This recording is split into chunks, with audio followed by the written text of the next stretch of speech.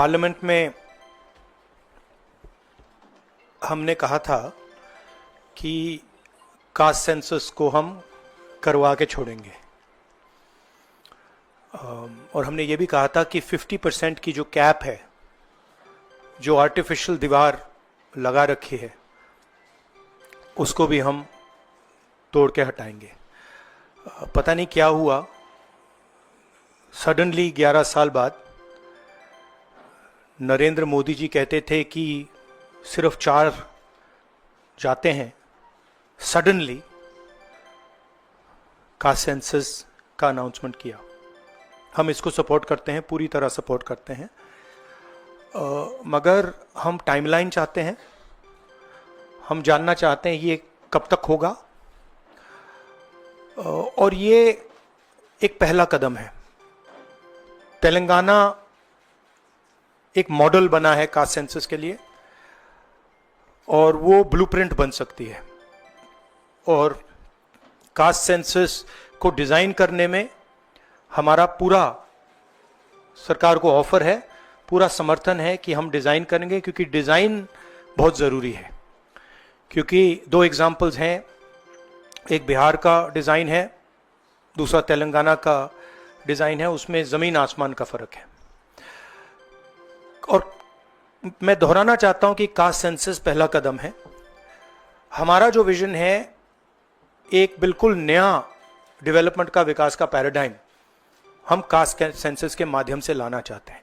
सिर्फ रिजर्वेशंस नहीं, मगर हम सेंट्रल सवाल पूछ रहे हैं कि चाहे ओबीसीज हों, दलित्स हों, आदिवासी हों, उनकी देश में कितनी भागीदारी है।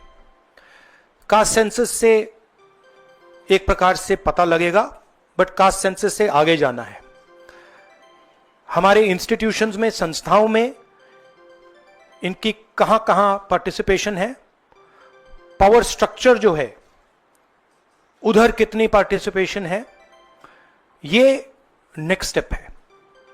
और हम चाहते हैं कि इस डायरेक्शन में कास्ट सेंसस जाए।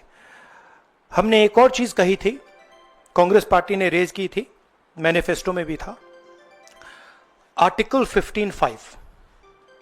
Article 15(5) is reservation in private education institutions. ये कानून है, ऑलरेडी कानून है, और हम चाहते हैं एकदम इस कानून को एनडीए की सरकार, बीजेपी की सरकार इंप्लीमेंट करना शुरू करे। सेंसस को डिले किया है और अपोज किया था, हम इसको वेलकम करते हैं। ये हमारा विजन है, इन्होंने अडॉप्ट किया, बहुत अच्छा, मगर हम चाहते हैं कि हमें डेट्स बताई जाएं, किस दिन तक ये सेंसस होगा, बजट में इसका पैसा आना चाहिए, अभी बजट में पैसा नहीं है, और फिर जो डेवलपमेंटल विजन है वो हमारे सामने प्रेजेंट होना चाहिए। तो ये मैं आपसे कहना चाहता था, अंग्रेजी में बोल देता हूं। Caste census we have been fighting now for some time. Government has opposed for some reason. We don't understand what that reason is. They have suddenly decided to do it. We welcome that. We are happy that they have done the caste census. Telangana is a model state for the caste census. There are 2 caste censuses in front of us. One is Telangana, the other is Bihar. They are completely different caste censuses.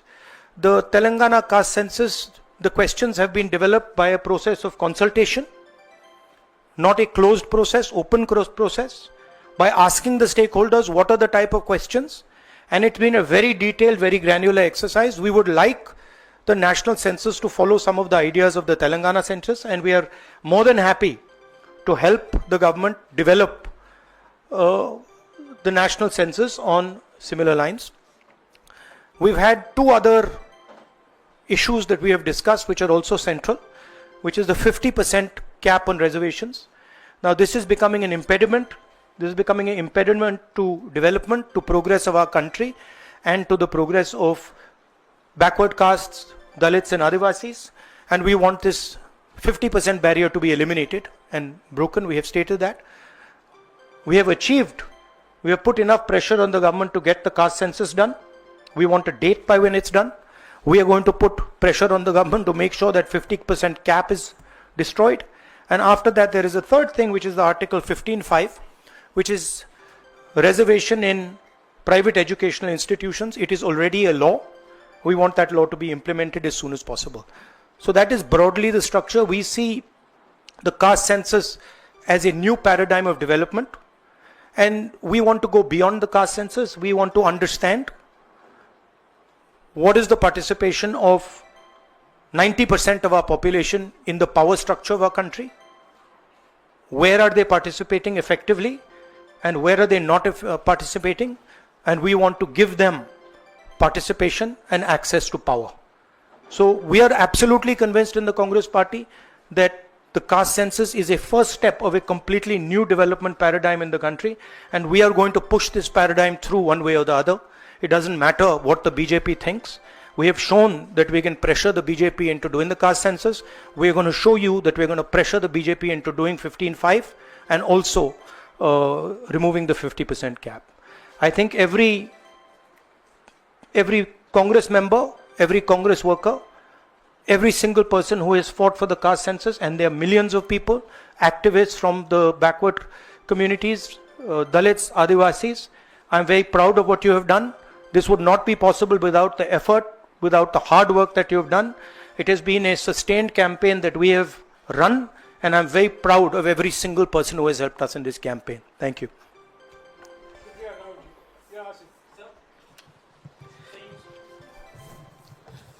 So you said that the government was opposed to this and suddenly decided to take this step. Do you think that this decision has been taken in light of the upcoming Bihar polls?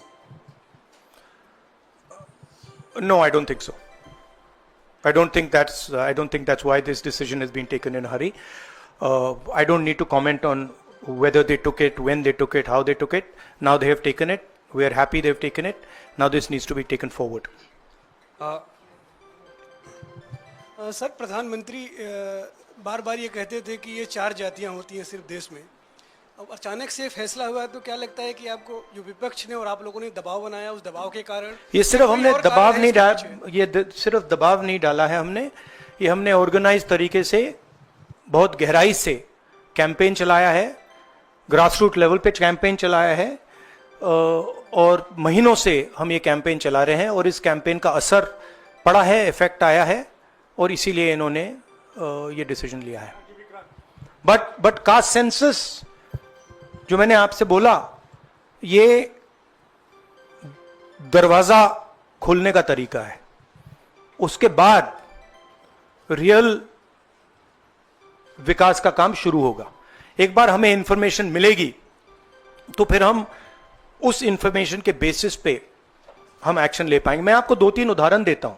Telangana के caste census में से information किस granularity की आ रही है और किस type की इंफॉर्मेशन आ रही है. तेलंगाना में जो कॉर्पोरेट स्ट्रक्चर है,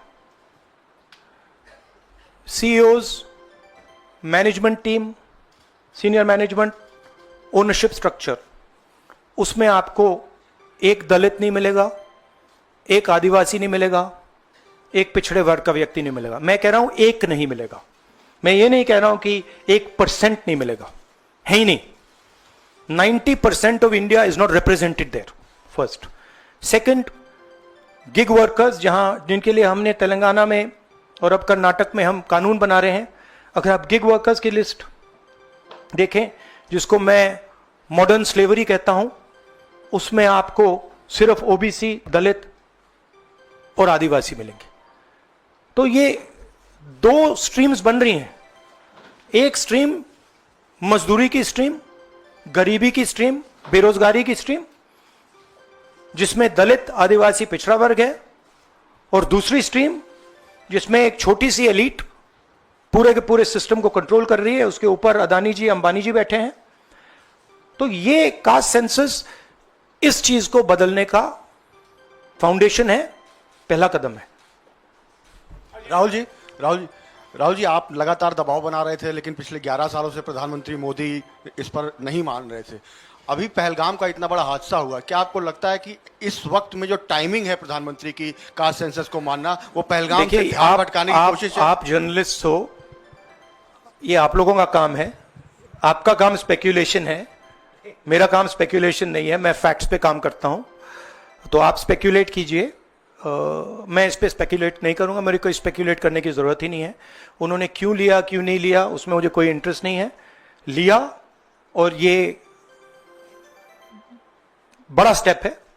मैं सिर्फ ये समझना चाहता हूं कि ये सेंसस कब होगा और ये किस प्रकार से सेंसस होगा, कौन से सवाल इसमें होंगे, क्योंकि आप कह सकते हो कि हमने सेंसस कर दिया और फिर रेलेवेंट सवाल आपने नहीं पूछे तो फिर उसका कोई मतलब ही नहीं है। तो तेलंगाना में हमने बहुत गहराई से पब्लिक में जाकर कंसल्टेशन करके, लाखों लोगों से कंसल्टेशन करके हमने डिजाइन किया है। तो we want a people's census, we don't not want a bureaucrat census. Sir आप पहले ही कहते थे कि एक्सरे है ये, तो एक्सरे के लिए सरकार राजी हो गई है।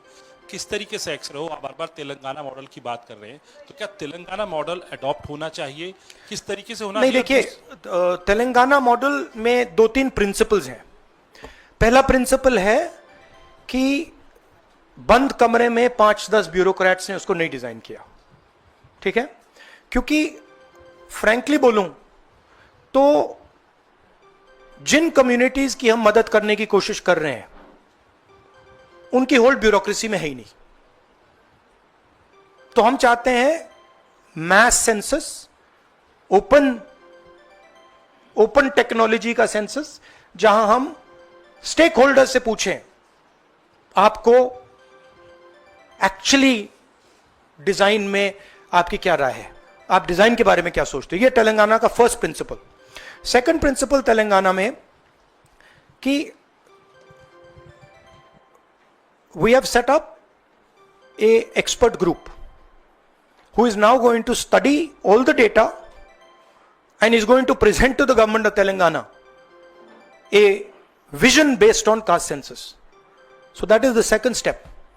And third step, as you are already aware, Telangana has demolished that wall of 50%, right? And also the 15(5), article 15(5) जो मैंने mention किया है।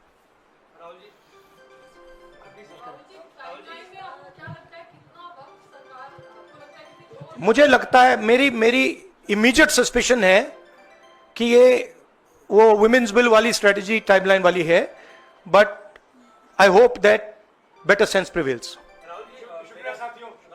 अच्छा,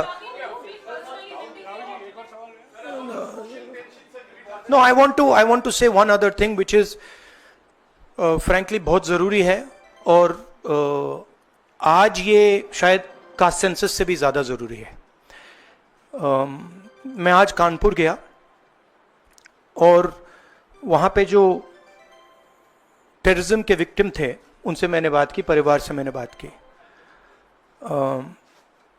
कोल्ड ब्लडेड तरीके से उनके बेटे को मारा गया है,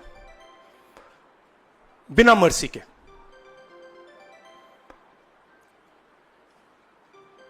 और 28 लोगों को ऐसे मारा गया है, बहुत सारे लोग घायल हुए हैं।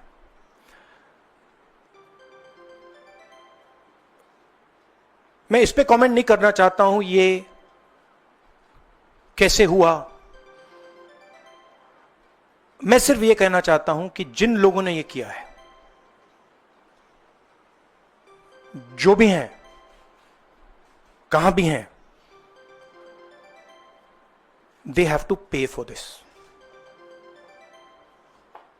and they have to pay for it properly, not in some half-hearted way, ऐसे आलतू फालतू तरीके से नहीं। they have to pay for it properly, कि इनको याद रहे कि हिंदुस्तान के साथ ये नहीं किया जा सकता है। हमने क्लियरली ऑपोजिशन की और सरकार की मीटिंग में क्लियर हमने लाइन दी है, यूनानिमस लाइन, कि जो हुआ है एक्सेप्टेबल नहीं है। और पूरा का पूरा ऑपोजिशन 100% सपोर्ट सरकार को देगा और दे रहा है। नरेंद्र मोदी को एक्शन लेना है,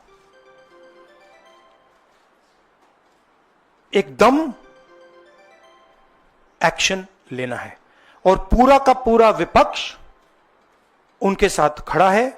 जिन लोगों ने यह किया है, दे हैव टू पे द प्राइस फॉर दिस। जो परिवार है, उन्होंने आप लोगों को मेरे थ्रू एक मैसेज दिया है। एक्चुअली प्रधानमंत्री जी को उन्होंने मुझे कहा कि आप प्रधानमंत्री जी को यह बताइए, तो मैं 28 जो हमारे शहीद हैं उनके साइड से प्रधानमंत्री को आपके माध्यम से मैसेज दे रहा हूं। प्रधानमंत्री जी, उन्होंने कहा है कि हमारे जो बच्चे हैं वो शहीद हुए हैं, हम चाहते हैं कि आप उनको शहीद का दर्जा दीजिए, रिस्पेक्ट दीजिए। ये मैं कहना चाहता था। आप सबका बहुत बहुत धन्यवाद। Thank you. राहुल जी।